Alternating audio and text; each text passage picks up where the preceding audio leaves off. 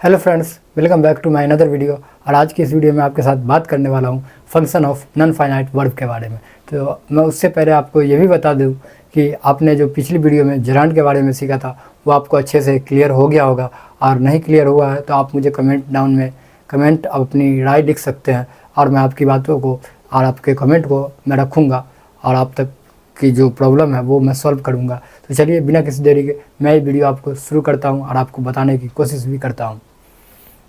देखिए, हमारा जो फंक्शन ऑफ वर्ब है वो 3 प्रकार के हैं। हमारा जो फंक्शन ऑफ वर्ब है वो 3 टाइप के हैं फंक्शन ऑफ वर्ब। पहला जो वो मेरा फंक्शन है वो है टू अवॉइड रिपीटेशन, जो आप उसके नॉन फाइनाइट के डिफिनेशन से पढ़े हैं कि जो अवॉइड करता है रिपीटेशन को, उसके बारे में। और फिर पढ़े होंगे कॉम्प्लेक्स टेंसेस के बारे में कि ये फॉर्मिंग ऑफ कॉम्प्लेक्स टेंसेस बनाता है, और इन पैसिव कंस्ट्रक्शन कोई पैसिव के फॉर्म में भी हो सकता है, उसी को मैं एक्सप्लेन किया हूँ। तो देखिए, पहला जो है मेरा अवॉइड रिपीटेशन, उसके बारे में मैं आपको बात करता हूँ।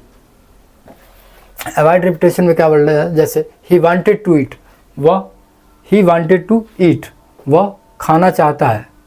ही वांटेड टू ईट, वह खाना चाहता है। But she wanted to run, लेकिन वह दौड़ना चाहती है। वह खाना चाहता है लेकिन वह दौड़ना चाहती है। तो इसमें क्या है, मेरा रिपीटेशन वर्ड को अवॉइड कर रहा है।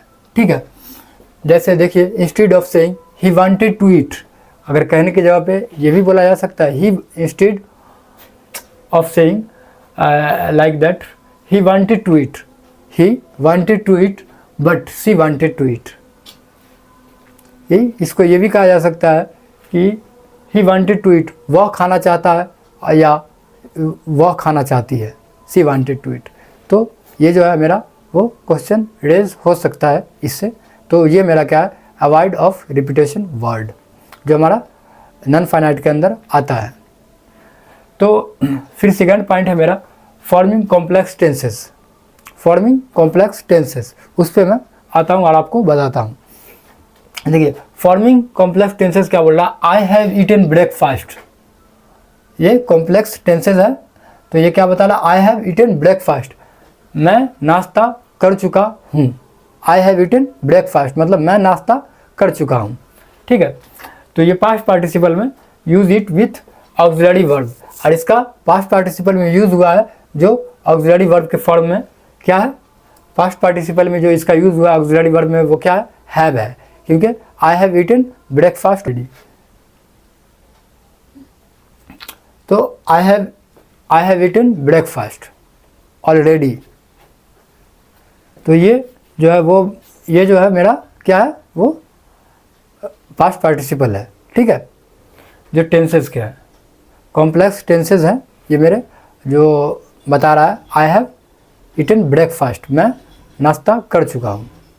तो फिर थर्ड पॉइंट जो है मेरा वो क्या बता रहा है, इन पैसिव कंस्ट्रक्शन के फॉर्म में जो बता रहा है, the book was written by the author, के किताब जो है वो ऑथर के द्वारा लिखी गई है। वाज है, लिखी गई थी, किताब जो है वो ऑथर के द्वारा लिखी गई थी। कौन सा ऑथर है वो नाम नहीं है मेंशन। तो इसमें क्या है, पास्ट पार्टिसिपल है, यूज्ड इन पैसिव वॉइस। इसमें क्या है, पैसिव वॉइस के फॉर्म में ये यूज हुआ है, जो पास्ट पार्टिसिपल है। ठीक है, तो आपको ये जो function of non finite verb है वो आपको क्लियर हो गया होगा, और आपको इसमें दिक्कत होने वाली नहीं है, और इससे कुछ सेंटेंसेस आप खुद से भी लगा सकते हैं और उसके एग्जाम्पल भी बना सकते हैं। तो चलिए फिर मैं मिलता हूँ आपसे नेक्स्ट वीडियो में, तब तक के लिए bye bye, take care, see you again and have a nice day. Thank you.